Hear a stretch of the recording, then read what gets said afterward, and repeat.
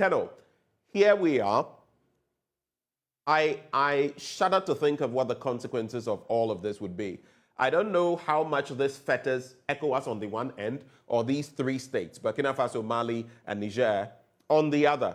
Because guess what? With this, like you mentioned, likely they are not paying their dues. That is going to have a financial impact on ECOWAS. In terms of security, collaboration, that is going to be diminished or probably down to nil, nothing. I mean, what could be the consequences of this for both sides? And who stands to lose more? ECOWAS?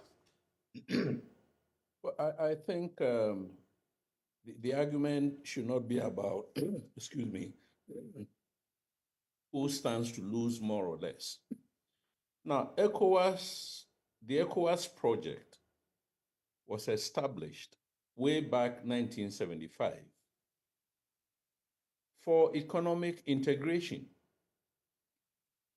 Now, that economic, or call it regional integration, for instance, is now falling apart. But rather than consolidating, ECOWAS is now fragmenting. So that core objective of ECOWAS is being defeated. And that's a very important or worrying signal that ECOWAS needs to look at very, very critically. Second is that as part of this integration, there are a number of mechanisms or frameworks ECOWAS has established, not necessarily around security, but also around economic, political, and other ideals.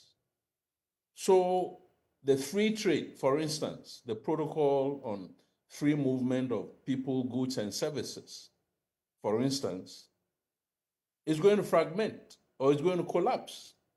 And yesterday, on a certain Facebook site, a colleague of mine said,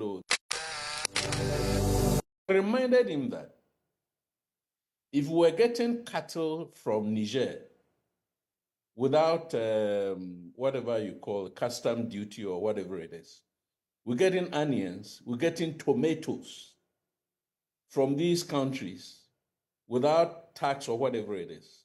Now that they are out of the ECOWAS arrangement in terms of trade, their goods will attract taxes, and onions and meat and tomatoes, among others, will become more expensive for those of us who depend on those kinds of commodities. There is also